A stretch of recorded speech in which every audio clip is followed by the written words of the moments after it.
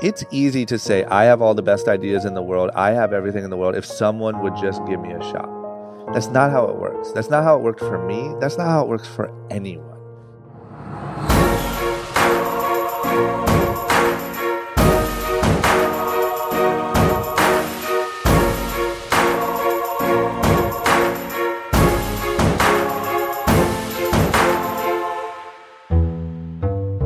For episode 19, we sat down with Chris Pfaff, also known as Drama.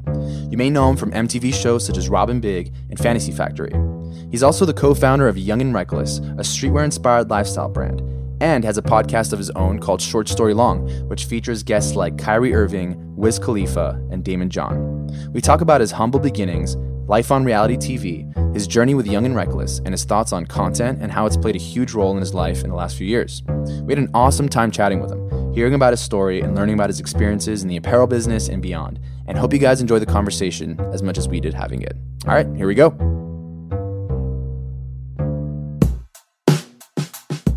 Hey everyone, welcome to the Founder Hour with Pat and Posh. We're here today with our special guest, Drama. And Drama, we're excited to be in the Young and Reckless offices today and, be with you and sit down and converse about your upbringing and, your journey and what you're up to these days. So thank you for having us. Thanks for having me, man. I'm excited. And we're here, man. Ground zero of the Young and Reckless headquarters. Love it. This is where all the magic happens. Love it. So why don't you tell us a little bit about, I know you grew up in Ohio. You're not an LA native. Yep. So tell us about your upbringing as a child out in Ohio. Yeah, so I grew up in a town outside of Akron, Ohio. Pretty small, not like super hillbilly and wheat fields. But I always say, like, to give an example, looking out the window of my high school, there was a farm with cows, and we just watched the cows all day. And one of the biggest news days in the town was that one of the cows escaped and was running like through the streets, and people were trying to track the cow down, right? So like that's just to give you an example. Grew up. My parents are amazing. They're still together to this day. They taught us first and foremost that love and family and those things are the priority. And financially, like, once again, to give you guys an example, like, we didn't, we weren't like rich by any means or anything like that, but we never knew it. Like they chose, for instance, to like skip the expense of having cable TV. So I grew up without cable TV, but we just didn't know, like, oh, that's because we can't afford it or something like that. It was just like, oh, we'd rather you play outside. We took our kind of yearly trips. We'd pack in the minivan and drive down to Myrtle Beach. That was our spot. And that's kind of what it looked like. Me and my brother, I have a brother who's 4 years older than me. We absolutely fell in love with skateboarding around when I was probably 10. And I do think that was obviously influenced by my cousin, who's a pro skateboarder. Mm-hmm. But at the time, we never knew him growing up. He's 13 years older than me, and he's lived in LA since he was 16. And he's from a city 3 hours away, right? Mm-hmm. So I think that we were like, oh, he's so cool and whatever, and we want to do something cool, and it led to skateboarding.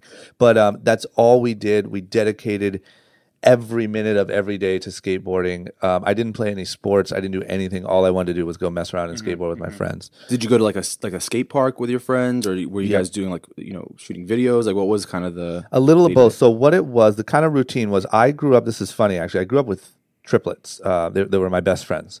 And their mom was going to nursing school and was always busy, and so their house was kind of the hangout because there was no adults. And they all three skated. They were my best friends.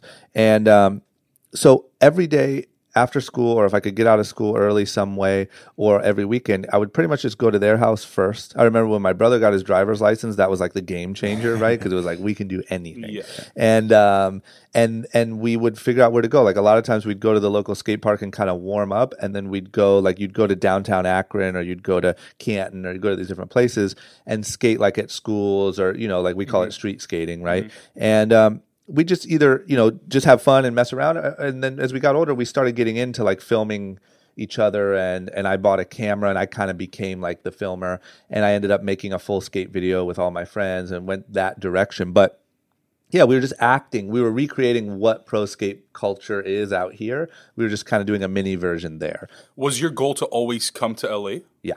So as I got older, so let's say I started skating at like 10, you become familiar pretty quick that LA is like skateboard capital of the world. And it's hard to explain. Maybe it's different now because of the internet and stuff, and actually the work that Rob did. But like, being a skateboarder in Ohio is not cool. Like you were an outcast. Like, you know, it was still very much like the hot girls like the jocks, and you know, and nobody understood what skateboarders were doing.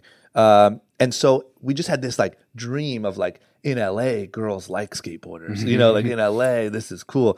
And there was all the best skate spots, and it's warm all year round, and it was just like skate capital. So I just had this like dream of living in LA. And I knew from about, I would say I wanted to live in LA from about age 14 on. And then from about age 16 on, I was dead set on like the moment that I graduate, I am going to LA one way or another.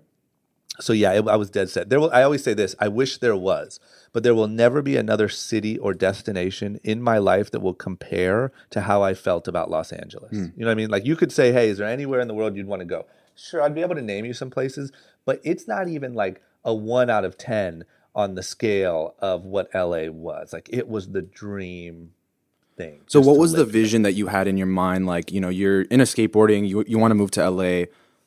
Did you want to come here and be a professional skateboarder and just kind of be in that scene, or did you have other dreams So as well? I wanted to be a pro skateboarder up until, once again, probably about age 16. At age 16, I knew I just accepted the fact that I wasn't good enough.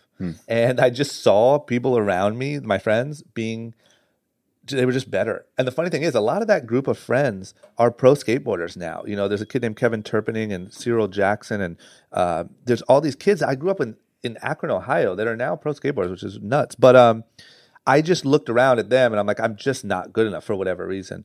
And so that's when I got into filming. And I was like, well, I just want to be obviously in this industry. I want to find my place. And part of the way that I paid for my trip to LA was that I made this skate video with all my friends, and I sold it to all the local skate shops and said, this is what the Akron kids are doing. It's so cool, whatever. And that made me like $1,500. And so I put it towards my moving thing. But when it came, so that dream was kind of dead, and I had evolved into what else I could do. And to be honest, I always say this because it's mind-blowing to me. Like when I finally graduated, I remember emailing my cousin, Rob, and I remember saying, look, man, like I'm coming to LA. My brother had got a girlfriend. He was supposed to move with me. He had got a girlfriend, and so he didn't want to move. And so I was like, look, man, I'm coming to LA, like one way or another. If there's anything I can do, please let me know. Like I kind of know how to film. I can kind of take pictures. I can clean your floor. I can do literally whatever it takes. I just need to get there. And I remember thinking that living in LA, being able to pay rent in a studio apartment and like manage a skate shop, like Val Surf in the Valley was the one, right? Yeah, it's like you made it. I made it. Like I remember sitting on my friend's roof drinking 40s, which I don't know what the hell we were doing, saying like, look, man, I'm going to be there. Give me like 6 months. You guys can come out. We can drink all the beer we want. We can smoke cigarettes. We can just go skate you know what I mean? Like, and that was literally like the dream, you know? But I didn't have, it wasn't a targeted, like, I'm going to go out there, I'm going to be a pro skateboarder, I'm going to make it. It was like, I just got to get out there. Ohio sucked for me. I get a lot of backlash for saying Ohio sucks. It doesn't suck. But, Well, elaborate on it. Like, what do you mean by that? Like, was it like just lack of opportunity, just kind of like a bubble? massively. I mean, I think that the problem is like, I'm all for, there's different types of people in the world, right? And there's a lot of people, my parents, for example, live in Ohio, love their friends, hate coming out here to visit us. It's too hectic. They just don't like it. Yeah. Even like some people say, like, why don't you move your parents to LA? They would hate it. They would be miserable, you know? And there's a lot of people that I know and that I grew up with that are like that. So not everyone has this like sort of weird ambition or drive. But for me, after I saw what LA had to offer, even past skateboarding, just the people and the excitement and the things going on, I just was like, this is not an option. Like I have to be there. There's something there. I always say I was pulled by like opportunity more than I was pulled by a vision. Like I didn't grow up saying I'm gonna go to LA and start a clothing line. I grew up and said I'm gonna go to LA, I'm gonna figure this shit out. You know what I mean? How old were you when you were making the move to LA? 18. So you had just finished high school. Yeah, so the way that it went down, because this is kind of a good story too, is I said, okay, as soon as I graduate high school, I'm moving. My brother got a girlfriend right before I finished high school, and he was kind of like getting cold feet. And I was like, man, like, wow, what am I gonna do? I still was like, I'm moving. Graduated high school.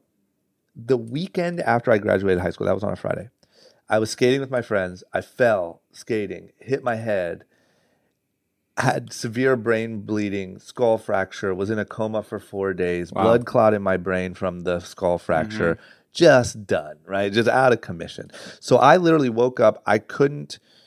it's the trippiest feeling waking up 4 days later. Like your facial hair is just a little longer, and like your nail, and you're like, what the hell? And you have no idea what happened. happened. You don't have an idea. And I will say, because people always ask, like, I couldn't hear people talking, like in the coma, right? Like they say. Yeah. But I did feel like I didn't wake up like panicking. You know, like I woke up kind of knowing where I was, but not sure like why or what happened. Right. So all I remember is eating breakfast, and I woke up 4 days later. But the problem was I had this blood clot in my brain, and so I couldn't leave. They were worried that I was going to have severe seizures and all these problems. And so I kept having to go get CAT scans every month to see if it had went away, and it never went away. And so finally in November of that year, I turned 19 in December. November 10th is when I moved here, and they said, look, we don't know. Like it probably will just fix itself. Like it'll probably just correct. If you can go, if you want to go. If you go and you start having dizzy spells and seizures and all this stuff, obviously you got to come back. We might have to do surgery, whatever. But just go for it. And so that's what I did. And I came, and I was super nervous when I first moved here because I thought any little thing was going to trigger like a seizure. But yeah, so that was right at the tail end. I turned 19 essentially a month later after I moved here. And you came here with what? No money? Yeah, I had $2,500, I think. And so you were living with your cousin? Yep. So the way it worked was when my brother was 18, I was 14. My brother was so good at skateboarding. My cousin saw like a video of him skating and was like, oh shit, like my cousin's actually really good. So he's like, hey man, you should come out for the summer and skate with me. Like I'm going to be filming this video. Just come skate with me. I think you could really make it happen. And I was devastated, like beyond the worst. Like I said, LA was it for me. And then pro skateboarder, and then he's filming the DC video and whatever. And I was like, man, I'm never going to have this opportunity. By the time I'm 18, Rob's going to be married. You know, life is so not fair, me. And so when I turned 18 and my brother bailed, I sent Rob an email and I said, I'll do anything I can possibly do. You let my brother stay with you for 2 months. Is there any way I could stay with you for 2 months? Looking back, now, do you think that decision of coming to LA and just figuring it out was the right one? Oh my God, like so beyond the right one. You know what I mean? Because you're still here, so clearly I'm still here and I'm just thriving, right? And it's because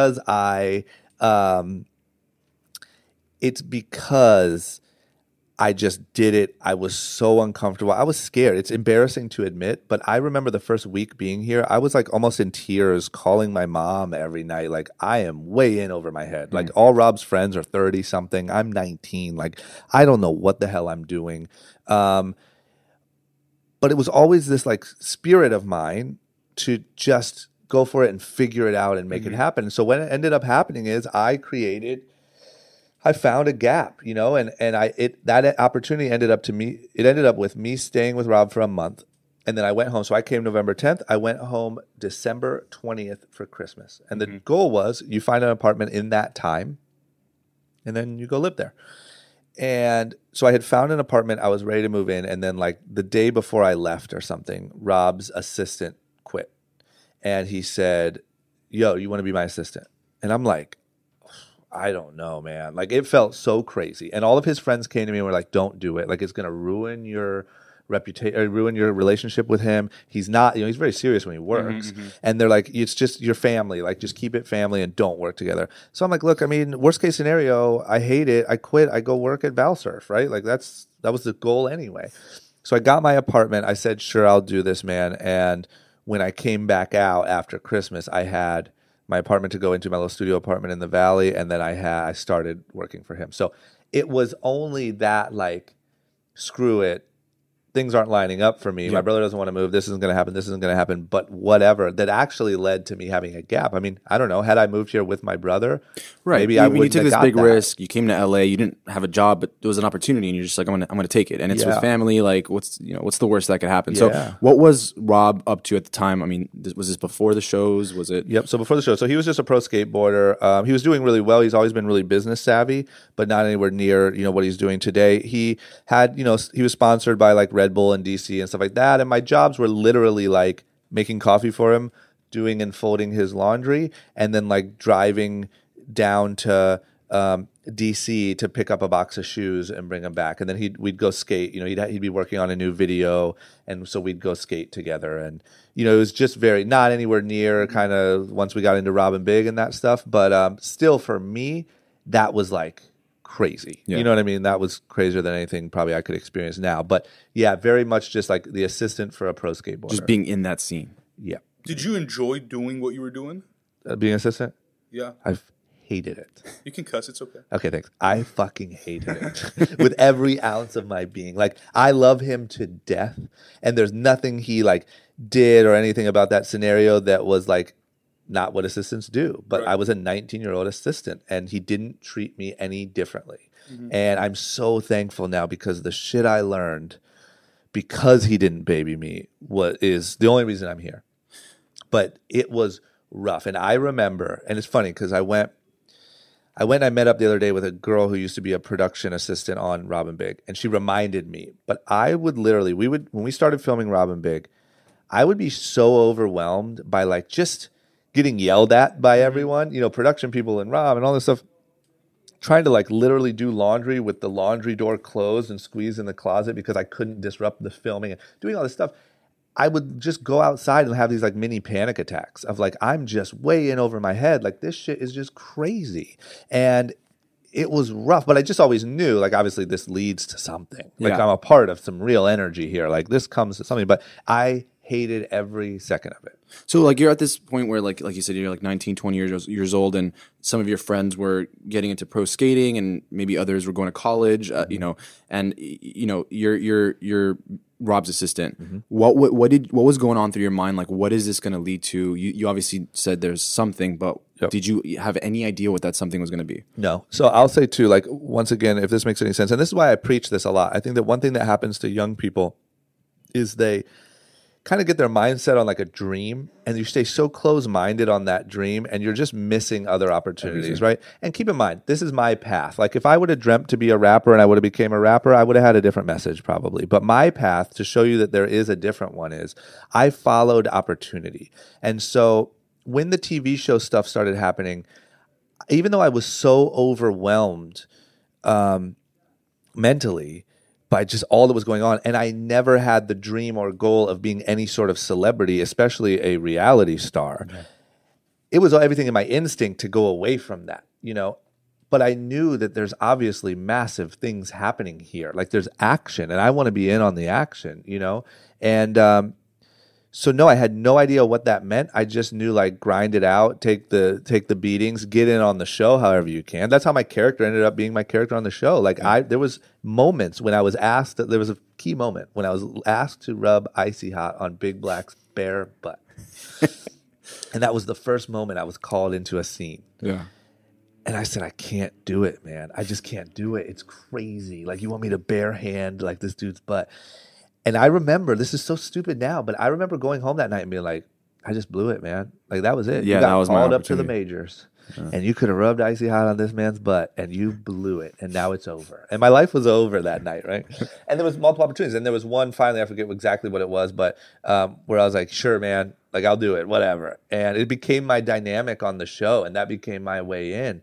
And I just wanted to be a part of the action, But I didn't know why exactly. I was going to figure that part out later. So when do the shows come into play? And I think another question I had is, when did the name Drama come into the picture? I wish this story was better, but it came from that moment I wrote that email. That email of like, hey, I'll do anything. To Rob? Yeah. Because I wrote this heartfelt email of like, hey, man, I will do anything. Like, I can film you. I can clean your floors. I can do anything. And my email address was Cause and Drama. Like at AOL or something. And he wrote me back and said, Cause and Drama? What the fuck? That was the only answer. Yeah. And I was like, fuck. No, it's actually Cousin Drama. Exactly, right? No, it's just change it. But I was like, fuck, there you go again. You blew it again, right? Like, that's it, man. You look like an idiot. And so literally it was from that. And I was like, fuck. And then when I moved, because Rob is literally everything is like a TV episode, right? He's a fucking genius. But he printed like my MySpace photos, which was, keep in mind, it was me in like LeBron James jerseys and looking like an idiot. But he printed them out and put them all across his kitchen table and told all of his friends, like, this is my cousin. His name's Causing Drama. And he's coming out here. He's a rapper from Ohio. He told them that. Not true. He this, he that. He's in Ohio. Made up this whole story. And I got there and they're like, Drama, what up? And I'm like, what's up? And like literally, then they just started calling me Drama, like kind of messing around. And then all of a sudden you're filming a TV show and it's Drama, come here, Drama. And then your little thing says Drama and you're like, all right, there we are. I guess that's who I And am. you and you did sort of, I mean, that was sort of like a self-fulfilling prophecy there, because you ended up making beats, right? Yeah. So Sure it was did. kind of like you already had a name. was That Drama part Beats. was that part was. But that was my first attempt, right, at like finding my thing. So it's like get in on the energy and then find your thing. Yeah. I mean, I'll just say this to anyone listening, like, or to you guys, like, just never pass the opportunity for like to feel the action if you can. Because a lot of times if you're in the action, the opportunities will present themselves Right. and there'll be way more. And there are trillions of people with great ideas and no action. There's a lot of people with a lot of action and shitty ideas that are making a lot of money. Mm-hmm. And so I just think like hunting down where the action's really happening and learning from that and learning what's really going on is such a huge lesson that I learned through that time. And I think that's something that Pat and I kind of do, but how do others, like, how do they find the action? How it's not necessarily easy. You have to be kind of connected to the right people, or you have to be in the right place and the right networks. But, I guess what's a more pragmatic way of going about finding the action? Yep. And I think that there's a bit of and not to like go at what you said, I think that sometimes the like have to be connected to the right people thing is a bit of a cop out, right? Because I think that what actually, unless you're like literally just born into a trust fund, right? And Right. You're just great. But I'm saying that usually there's some sort of value being exchanged on some level. At that time, my value was that I was willing to just work and do anything under the sun as Rob's assistant. And then on the TV show, I was willing to find a character that could be me and not worry too much about like pride for the sake of entertainment and fill a role. There were 20 other friends that tried to get involved and be a character on that show. And it never worked out because everyone wanted to be the cool guy or everyone wanted to be another Rob or everyone wanted to whatever, right? I added value to that show. And so I think that the trick is like, why should people will give you so much of a shot. D and I both will give you guys hours sitting and talking because this is great. What you're doing is great. You're coming in with something of value and I can film my videos and I can use this. But you're not just saying, hey man, can we have a meeting? Because hell no. Exactly. Why would we you know what I mean? Like, I don't know you from this people. You found one thing that is valuable now to us, and now we'll talk to you for hours and hours anytime you want. You know what I mean? And the moment we first connected, it was like, yeah, of course I'll do that because whatever. And it's even more so that way now than ever because these big giants, these big gatekeepers don't control what's going on anymore. So that kid or these people who just started a podcast could be the key to your success one day, no matter how big you are. Like you better kind of give everyone a shot because you never know who the next person is and you never know what their audience is going to turn into tomorrow. Exactly. Yeah, and it almost comes out of like fear too, I feel like you said, like there's these big, big shots like controlling industries. Yeah. And I feel like many young folks maybe look at that and like, I can't compete. I can't really have a voice in that industry. But like, especially these days with not only podcasts, but like any type of medium. Yeah. And you social can. media. I mean, you can, and we're so blessed that you can now more than ever. I mean, there's a list of people. Like I did this podcast yesterday, and I was talking about the Paul brothers, right? Which I'm not a big fan of, but the guy was like, sometimes I feel, because the guy said I grew up watching Robin Big and Fantasy Factory. Sometimes I feel like Logan Paul is just taking notes directly from that. And I'm like, he is. Like, those guys were fans. Like when I first started Young and Reckless, they were blowing me up to do anything they could to help the brand. The fact of the matter is those kids who were fans, who were doing anything to help the brand, are now, like them or not, some of the most influential, highest paid, like they're it. Yeah. So like it or not, that happened in the last 6 years. Right. And that's just the way it works now. And those kids had no platform. They had no big Kickstarter. They didn't get a deal with Viacom, right? Like, so it's just realizing that that's true. And that's only going to become more and more true. And then from my perspective, what I was saying is like, it's easy to say, I have all the best ideas in the world. I have everything in the world. If someone would just give me a shot. That's not how it works. That's not how it worked for me. That's not how it works for anyone. And if you're not creating some level of value for that person, why? It just doesn't work that way, right? Why? There's just nobody's in the business of charity like that. Of saying, hey, everyone come intern with me for one day. I'll give you all the gems and you go and good luck to you. It just doesn't work that way. So I think the thing to a young person is like, what are you bringing to the table? And then bring it to the table. Say it, like have no shame, DM everyone and say, yo, I have this podcast, it's doing really well, would love to have you on it. Here's some of our guests, whatever. Do it to everyone. Don't take one specific shot and say, like, once again, just because I think it's valuable. This kid the other day who I did a podcast with, who was incredible, reached out to me through my Instagram, and I don't think has many like listeners or anything like that. But he said, like, man, you were the one. You were the one I wanted to have on this guest. You were my top priority. And I said, don't do that. Like, let there be 50 ones, because you're going to get maybe one or two. If you set your heart on one, you're going to get crushed and you're going to lose, and that, who knows, if you have 50, but I'm really your one, somebody else that you're going to interview is going to know me and they're going to connect me with you or blah, blah, blah, or you're going to build up so big that it's worth my time. Like, just pitch yourself, have value, but then shamelessly pitch yourself. Right. You know what I mean? Right. So you mentioned D a couple times, and so D was actually the first guest of our podcast, and he's helped us out so much. He connected us with the H-Wood guys, and we interviewed them, and that was a great interview as well. How did you and D meet? How did that happen? I know D touched upon it a little bit when we talked to him, but I know you were doing a couple of the shows, and you guys connected at the time. How did that work out? Yep. So here's the funny part of that story. I don't know if you told it or not. Is we had mutual. He was friends with Rob's manager at the time, or I think that was it. And the funny part of this story is, on Rob and Big, I hardly got paid. Like, I got $0 the first season. I think $750 for every episode I was in, which was like 3 on the second season, and then $1,500 for every episode I was in, which I think was 5 on the third season. So I was broke, right? And I saw Rob making millions of dollars off of his DC sponsorship and all this stuff. Big Black started Big Black Clothing. He ended up making a couple $1 million off of that. I was like, okay, well, I can get something. You know what I mean? Like, I can get some sort of sponsorship. So I went around to everyone, like literally Echo, every brand that I possibly could, and begged for, my number was $500 a month. And so because of this mutual acquaintance, I met with D and them. And I said, hey, man, I'm on this show, blah, blah, blah, $500 a month. I'll wear 5'4" head to toe. It'll be so dope. And they were like, we don't really do that. And like, you're not really on the show enough. And I was like, shit, man. Like, I'm third in line is not enough to be in the money, right? It cuts off after 2.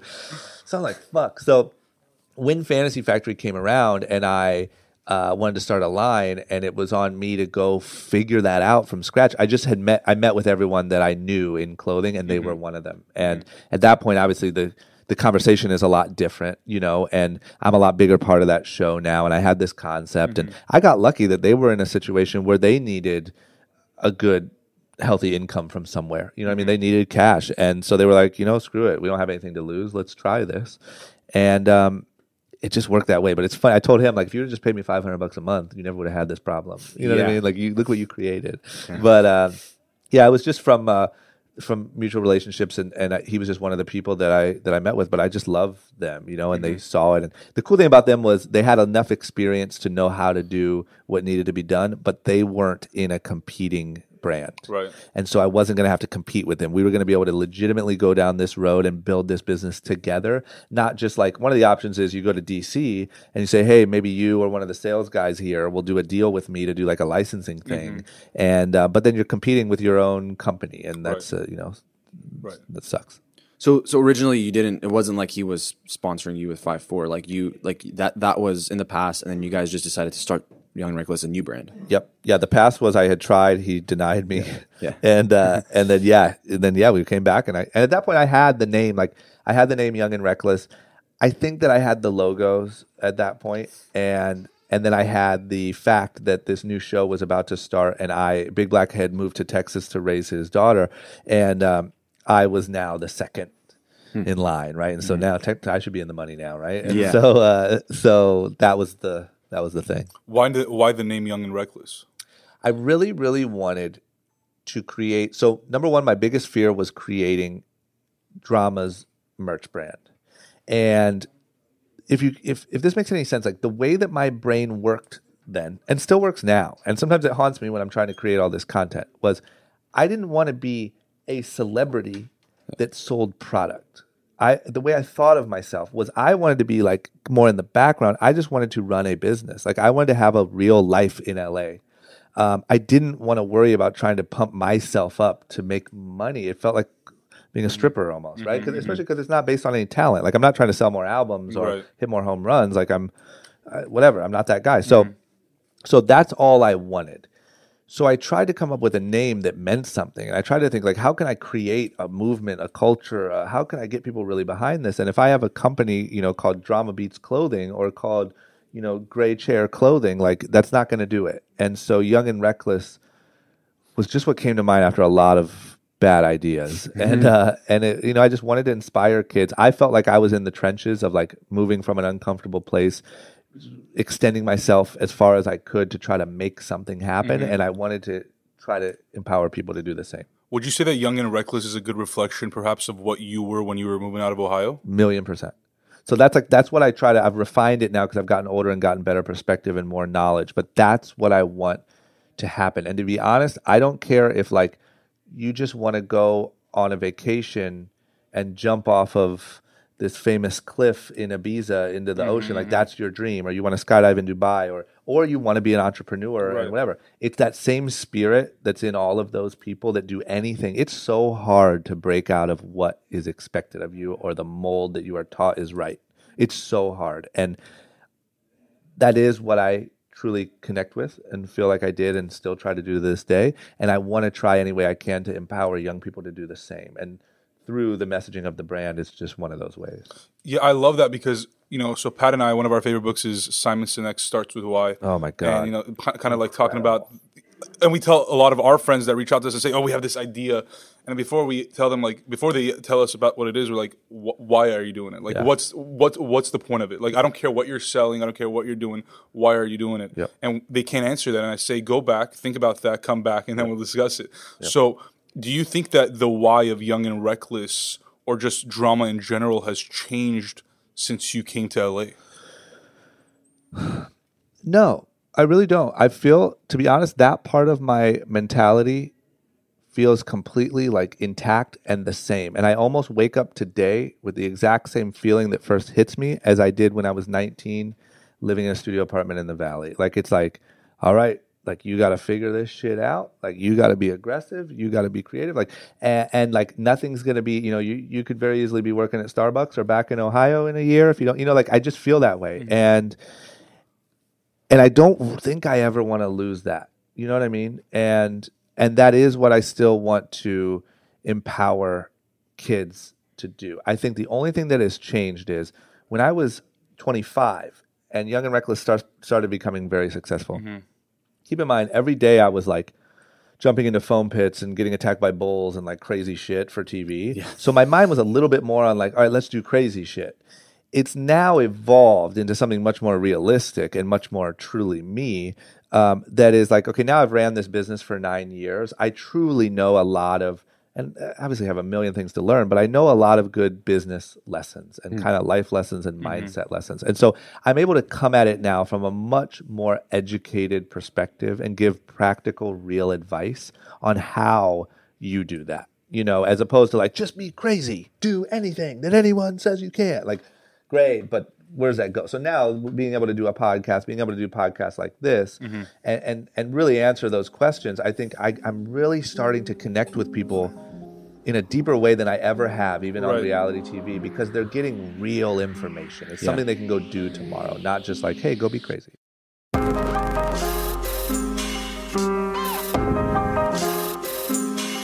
You talk about how Young and Reckless has evolved since then, but kind of going back to like when you first started it, was your, obviously initially it was like, I want to just make some money because I'm not making any money through the show, and your idea was to like wear it on the show and all that, but how did it necessarily evolve? Did you have that big vision initially that this is going to be a big clothing brand one day, or was it more so like, we'll just like take every day as it comes? Right now I'm just on the show, and I don't know how long the show is going to last, but I'm just going to ride this out and figure it out later. Yep. So I think the best way to answer that is like, because people always ask, did you ever think it would be this big? And the answer is yes.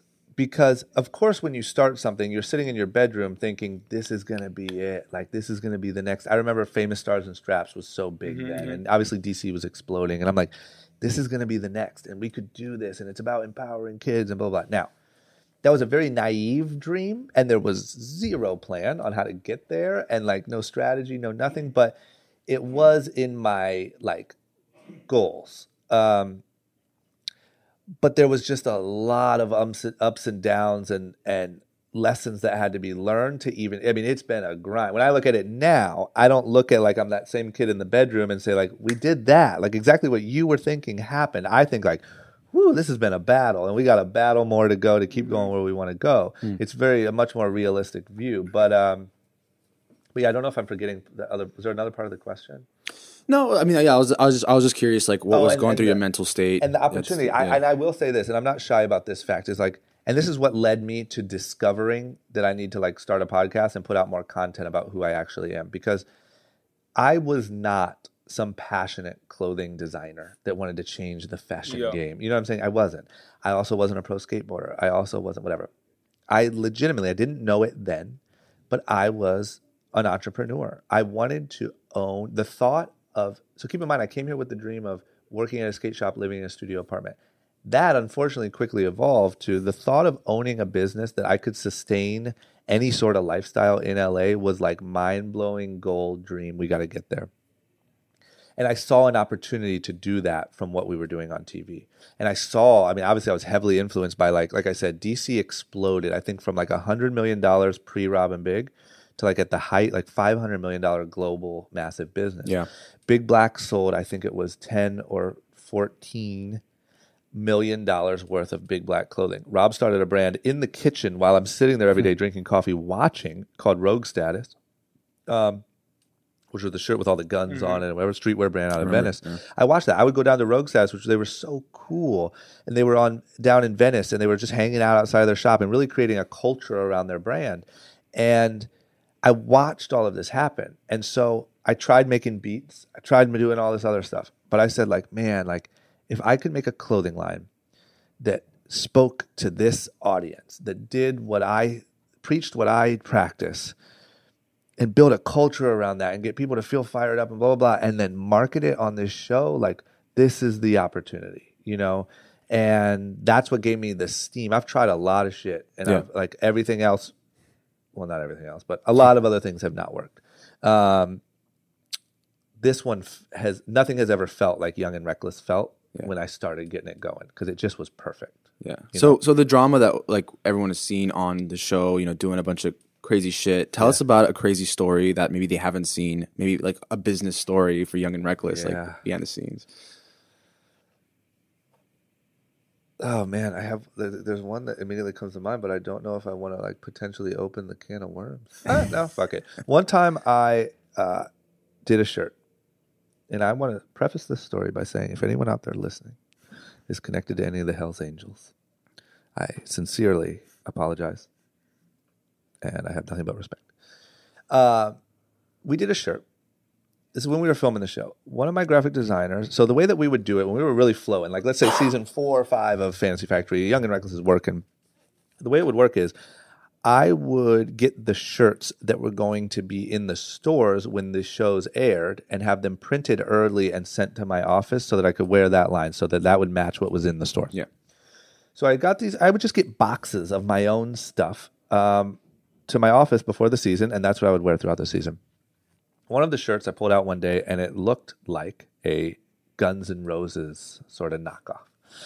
And I was like, oh, this is cool. Like, this is really cool. And so I wore it all over the show, loved it. Turns out, we'll say long story short, turns out the kid legitimately just took the Hells Angels logo, took off the words Hells Angels, and wrote Reckless. Right? Big time, like, trademark violation. Big time. Not only are these guys so good at finding anyone who uses anything near their logo, but they will make sure anyway that you don't get it and don't use it, and it's not seen anywhere that's not supposed to. And I will say, lesson learned in not only like double check your designs, but like the thoroughness of your IPs. Mm-hmm. I mean, even though they have a little bit of a benefit that I don't, I can't scare anyone, Yeah. but still, they are thorough, and they will be on you the moment you do it.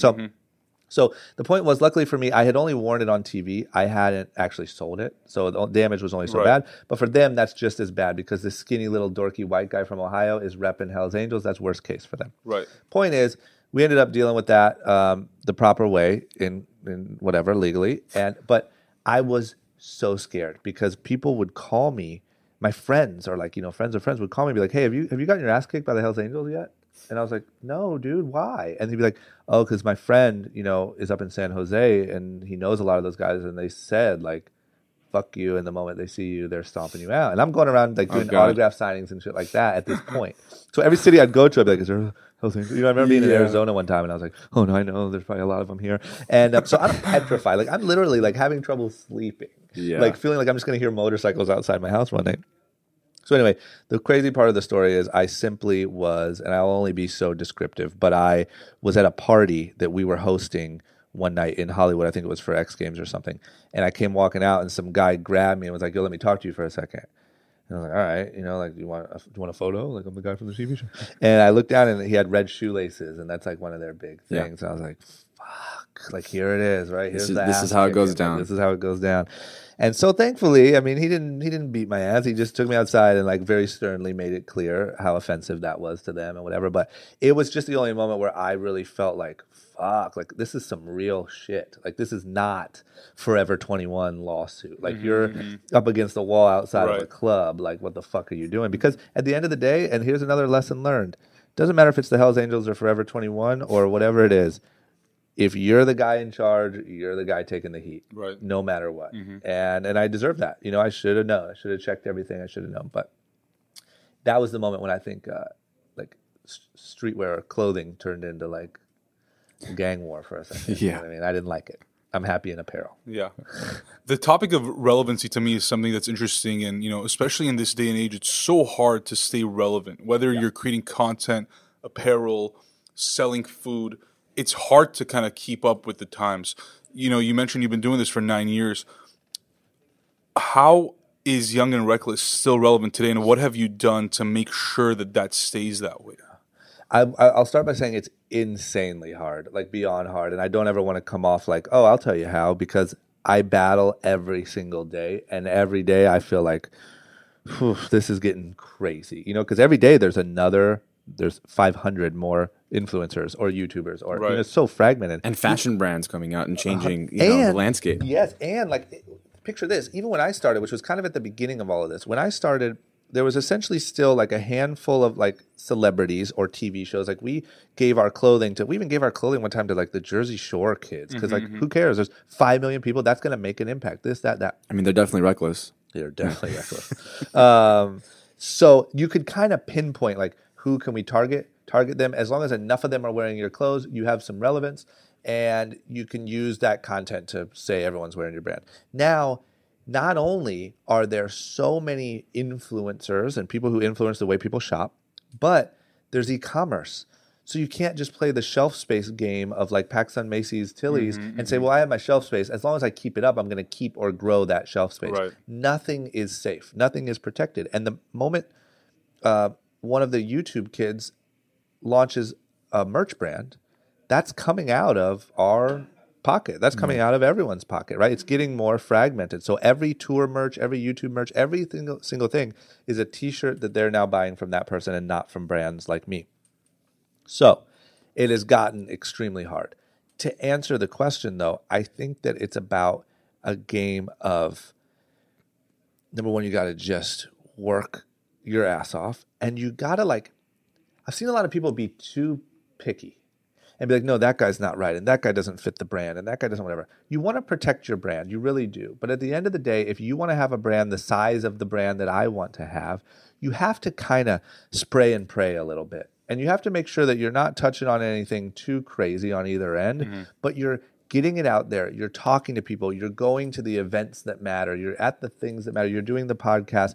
You're constantly making sure that it stays on people's radars and handing it out. And I mean, I still to this day, probably today, I will screenshot and send 10 boxes of promo to friends or people that asked or friend of a friend or whatever. That's still me 10 years in at this level in the company. It's just a game you have to play.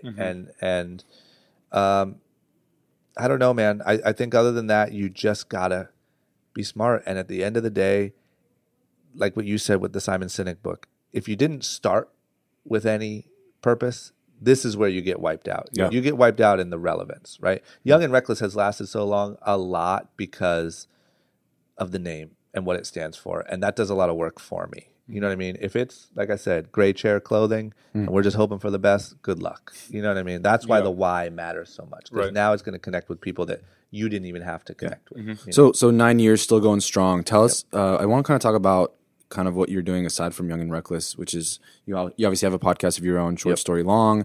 You do group chat with D. You know, tell us kind of how that content side came about and what you're doing there. Yeah, so it came about, there's a few things. Like it came about from the gift and the curse of being on a show like I was on is you have millions of eyeballs on you and people like what you guys are doing and you can sell product. The bad thing for me was that as I went on to like grow and evolve, I had been shown to millions of people on a very popular show in a way that didn't represent really what I was. And it was impossible for me to scale that personality. You know what I mean? Like, what am I going to do? Go do another show about me being stupid in some city? You know what I mean? Like, it's never going to work. So I just realized I took a break a little bit after the show, which I felt like was necessary for kind of like if Drama from Fantasy Factory would have came out and been like preaching to you on a podcast, you'd be like, shut up, dude. You know what I mean? And I think like it needed that time to just show and prove that you could actually do this. And then I just thought to myself, like, what is my why? Who am I really? Like, what can I build on? And that is that I'm a uneducated, meaning no college, high school education, kid from a small town in Akron that just came out and fought for his life and figured this shit out the non-conventional way. And now I'm living the, what I would say, entrepreneurial dream for someone from a place like that. And I think that it's my job to build on that and share those stories and tell other people's stories as much as I can and kind of bring that all home and continue to build and let the next people go do that. You know what I mean? Damn, I just lost my train of thought again. Well, we're talking about you doing like just overall content. Like that's a big part of your life now. Sorry, I keep... So the next thing is, so that's why I started the podcast. That's why I kind of went down this road because you need to find out, once again, you need to find out what is even your message before you can build a bunch of content on top of that. Because if it's just, hey, look at me, it's tough. Yeah. So that was my message. That's what I want to get across. The first step was a podcast because it's very, you know, there's no rules. I didn't have to wait on anyone. I didn't have to go get a deal. I could just do it and post it. And that started the momentum. I think that when I started Young and Reckless, just to give a timestamp, the way that it used to work was like the people, the CEOs or the founders of the company were supposed to be kind of cool and mysterious and like you could just play this character a lot and people supported this weird thing. That's done. That's over. Now they want to see how you're building the business. What are you doing? Like, what does this actually mean? Why am I going to buy this shirt from you? Because if not, I'm going to go buy it from Logan Paul because he's funny and I like that catchphrase. You know what I mean? You need to really connect more than ever before. And that's the goal. And I think that really what's coming is I think that we're in an era of content like Instagram short form content, YouTube vlogs and that stuff. A lot of the stupid stuff kind of blew up because I think people didn't realize how much attention it was really even taking from them. You know, like you're just on your phone. You don't think when you're on your phone 6 years ago that it's becoming your new television. Right. You're just on your phone. You're just watching funny cat videos or funny whatever. And then all of a sudden now in 2018, this is the TV, this is the cable network, your phone is everything. And just being honest, a lot of pointless shit is really, really popular. And that's the age of kind of this influencer thing. That really gets something. I think that what is coming and where that will evolve to is the people that can connect as good as a YouTuber or an influencer, but has something real to show. That's why I think that Will Smith starting YouTube and Instagram has been like this, the greatest gift we've ever been given by Will Smith, because it's somebody who's speaking the vlog language. He's not trying to be too cool. He's not doing any of that. He's talking directly to you like some 16-year-old kid, but he's Will Smith. And he's going on Jimmy Fallon, and he's filming a movie, and he's bungee jumping from Tom Cruise's helicopter, whatever the hell he's doing. Right. And that's, of course, going to overshadow somebody just messing around, meaning nothing all day long. So I think that, like, I just think I'm on the right side of where this thing's going. And I think that my goal is to, as transparently as I can, show people my real journey and real stories of other people's journeys, and say, by exposing you to this, you can do it too. Yeah. Right? And you talk about how much, content there is these days, and like it's so saturated, like any type of medium you think of, like just content. Yeah. How important is it? And this is, I think, just a general good business lesson, is like to have this kind of niche. Cause I think where we see a lot of people kind of just fall short is like, they just kind of shoot for just general, like, public, where they don't really focus on something. Yeah. I don't know, how important is that to you? And do you feel like you have like a target that you're trying to like really connect with? Yeah. So the way I see it is this, like, there's so much content needed. It's insane. Like, it's like, to even have a shot, you need a podcast, a daily vlog, blah, blah, blah, your Instagram's popping, this, that, whatever. It's mind-blowing how much you have to do to make an impact. And I think that quantity matters over quality much more than we know, right? It's the quality of the message, not the quality of the video. Yeah. And I think that for the amount of content that's actually needed to even potentially have a shot, if you don't have a core sort of value or target, now you just have a lot of nothing. You know what I mean? Like, one of the reasons why I like, for instance, what Gary Vee is doing, he's putting out so much content. Unreal. But it's like insane. It's insane. But what I'll say is, he's not reinventing the wheel every time he makes a video. It's a lot of the same shit. Yeah, exactly. And that's why it works, because he stays very on brand and on message, and it allows him to put out 50 videos a day on all these different platforms. It's the only way it's possible. So if you say, like, okay, what I'm going to do is I'm going to conquer the world with content. I'm going to make 5 videos a day on every platform, but I don't really know what my message is, you're screwed. You're just dead. And you got to find who's even right for this brand or this message. Be honest with yourself and with them about if they're right for it or not, and follow kind of what people are saying and what people are gravitating to, and then expand on that and keep learning yourself. Like, don't ever become someone who's just sitting preaching over and over and over. Once again, just to use, I'm not even the biggest Gary Vee fan, but another thing he does really well that I think separates him is, you see him actively working. Like, he's in the back of an Uber. He's outside. Like, you know what I'm saying? It's not all clean. His and like, content what does is this him guy at even work. do? Yeah. Like, it's like you're literally like in an airport. He's not sitting right at now. home, like staring at a camera. Yeah, He's or like a perfectly in action. produced video, like, you need to get out there and hustle. Like, it's just like, who are you, guy? What do you even do? Yeah. So I think that that's really cool, because it's authentic and it's real. And I just think, like, that's where it's going. My core audience, if I said I had one, is that it's people like me. It's people that maybe don't have the ability to go the conventional route, or more importantly, in 2018, more people that realize that there is no conventional route anymore. It doesn't exist unless you're a doctor or a scientist or whatever. So if you connect with that, I'm here to show you, as someone who has spent 12 years going the non-conventional route and has been relatively successful, and is still actively every day fighting my ass off to continue to go the unconventional route. Join me. I'll share with you what I know now, and I'll share with you everything that I'm learning from here forward. Yeah.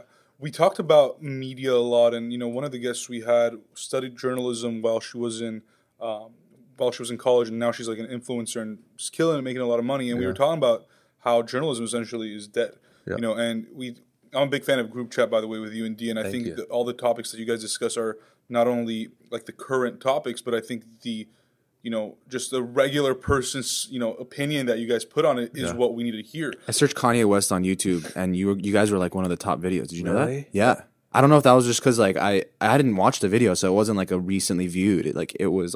It's just because it's relevant. I mean, we're definitely trying to market it. Like, Yeah, we're putting some spend behind it, but that's big. No, yeah, it's great. And I think that Donald Trump, for example, is a big reason why media is changing. And, I think the way he's saying it is wrong, but I think it might be doing good for media in the sense that, he's revealed this phenomenon of fake news, or just people like clickbait and just putting out bullshit out there that's really not relevant. It's really not valuable. Yeah. How does, first of all, how did you and D come up with the idea to say, we got to do this thing? And, why do you choose the topics that you choose to talk about, and who are you trying to impact? Yep. So the idea was mainly sparked by, after Complex Con this year, we love Complex Con, big fans of what they're doing. We think it is the future. And Bobby Hundreds, who's also a friend, posted a tweet or something, or Instagram, just destroying it, right? And saying like, it's whack and it's capitalist and it's blah, blah, blah. And that's not what streetwear is and that's not what we're. And we were in here kind of debating about it and saying our opinions or whatever. And and I think he said, man, we should just film this. We should just put this out.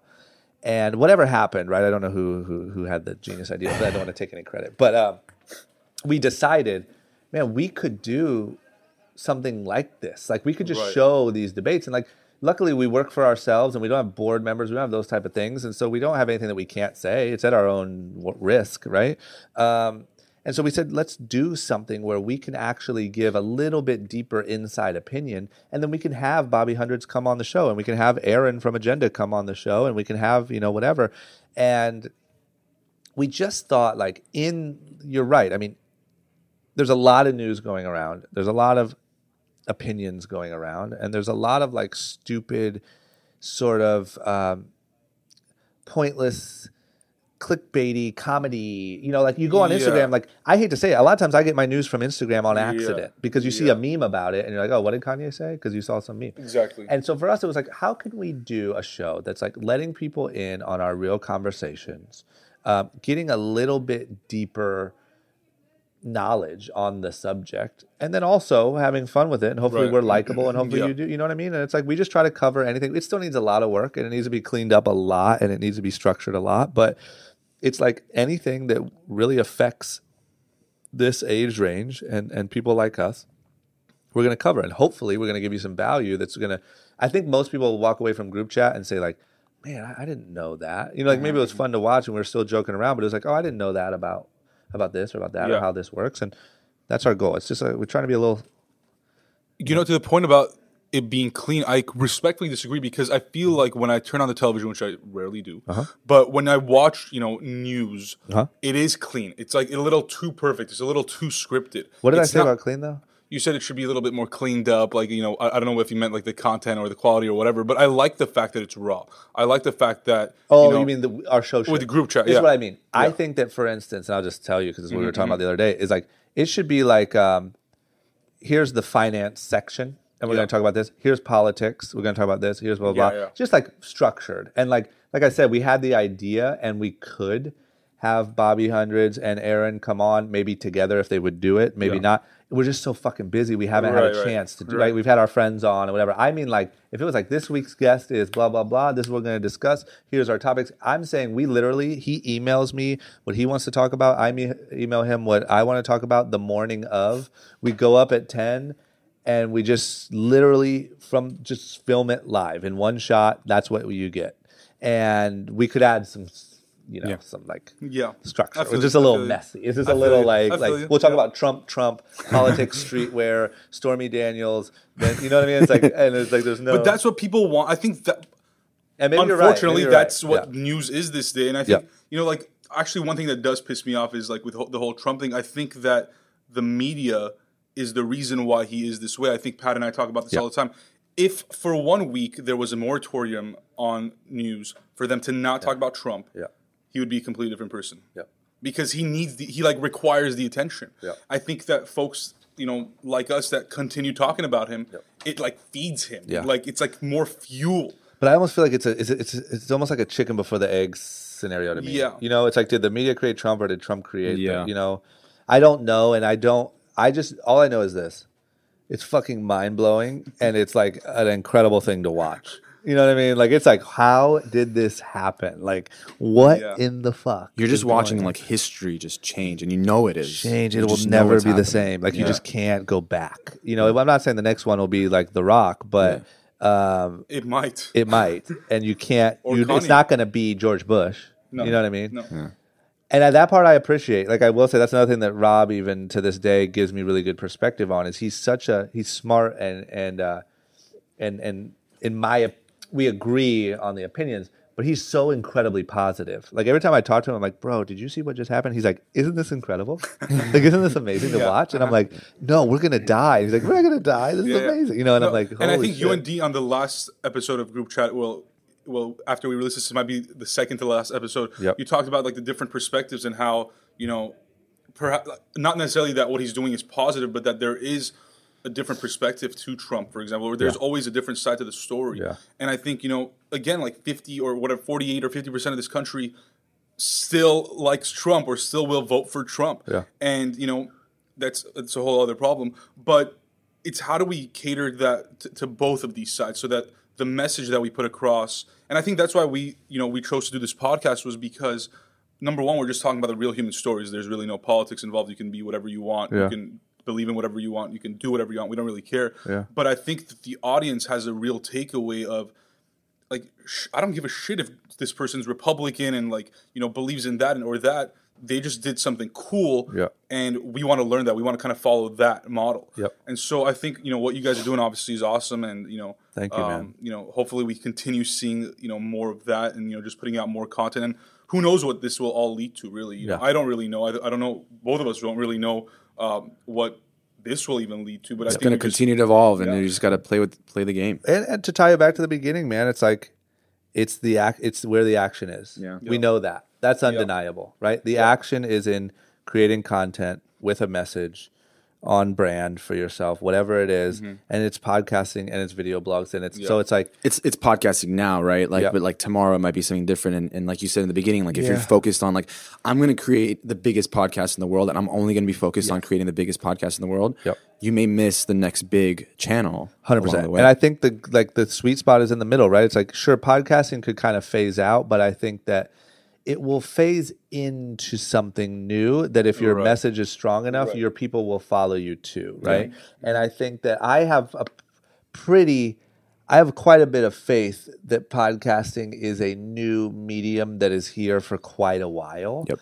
I don't see it as like a Snapchat. Like it's a medium. It's radio. It's not, the station. Yep. And I think that as long as you're building that audience and that message, they're there no matter what the medium is. Like that's one thing we told ourselves that made us really reassured us a little bit when retail was just getting crushed and we had just spent the last 7 years building in retail, was the audience is there. The people who like Young and Reckless clothing is there. They are just moving to shopping online. So we need to switch to being online, right?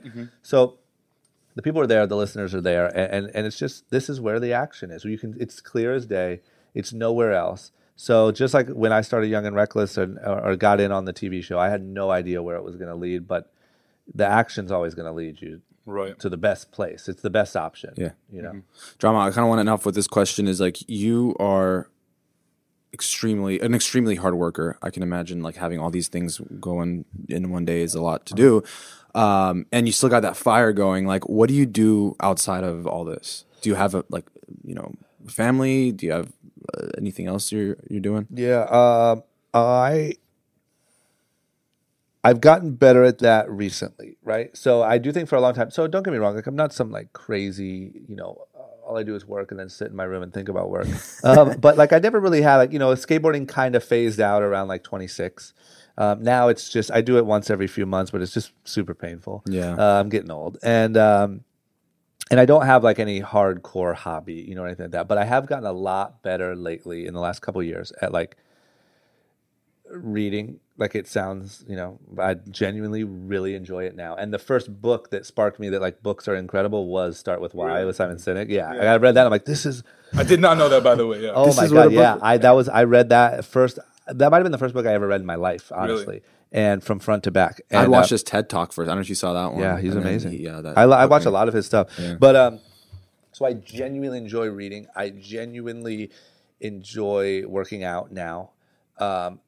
I'm learning to like meditating. Stuff like that. So what's happening to me now? I feel like the way that I describe it is, I came up here. I was like full throttle. I'm in LA. Do everything you can. Just like chug Red Bulls and get it done. And it just maxed out at like 27, 28. Like you just can't live that way. Yeah. And I just was super depressed and bummed out, and nothing made sense. And at the same time, Young and Reckless was having trouble with retail, and it was just a very bad time. Yeah. And so that's what led me to like, okay, what's the right way to do this? And I've learned so much from the guests on my podcast, and I've learned so much from these books that I've read. And I just now am truly taking control of my calendar, when I have time off, I have time off, and I whatever it is, watch a documentary, read a book, exercise, do those things, and just being more balanced that way. Right. But I don't. I still wish I would just love bow hunting or something. You know what I mean? But I haven't found that yet. Yeah. You're too young for that. Yeah, but am I or jujitsu or something? You know, Perhaps. actually, I'm an avid fisherman. Yeah. And on the weekends, Makes I for an head down interesting there. story. You know what I mean? guess, Yeah. I have one more fun question. I asked a few please. of our guests. It has nothing to do with really anything. But if you were to create your own flavor of frozen yogurt, Pat's probably thinking, God, I don't know why this guy's asking this question. But what would it be if you had to create your own flavor of frozen yogurt? I'm trying to think of what the most delightful thing in the world is.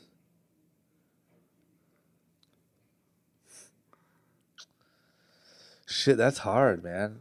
Brian Toll couldn't answer it. John Terzian said gold. Because he wanted, he was Lamest thinking. answer. Did D answer it? We didn't ask D. This was a new kind of thing. What else were the other answers? We had we've gotten seaweed. Seaweed. We've gotten lavender. It's a tough question. I know, but it shouldn't be. And there should. I mean, I need. What I'm trying to think of is something that I have smelled that's not edible that I really wanted to eat. You know what I'm saying? I was gonna say fresh laundry, gas? But I don't know that would taste good. Do you like the smell of gas? I'd love the smell of gas. Yeah, I love it. I wonder how it tastes. I wonder. Okay, if you could make this is gonna sound crazy. If you could make frozen yogurt that tasted exactly like gasoline smells, It would be incredible. Or like a new car. Or one of those smells that you're just God, where does this come from? or even a freshly bleached, bathroom. You're just it's good in here. So every like that. chemically kind of just things that can kill you. just terrible things. But you're not using those chemicals, just the scent Yes. in that flavor. Yeah, if you could just. I feel like people have gotten really good at. at that, making flavors out of scents. Yeah, I don't know, well, we have a new donuts and Yeah, There's a new challenge for the world then. Yeah, there we go. Launching Gasoline smell. like that. There we go. Drama, it's been a great conversation. Thanks Guys, so much this for is being on the amazing. show. Thank you guys so much. Thank you. Hope I didn't talk too much. No, you're great. It was great. Thank you. Thank you.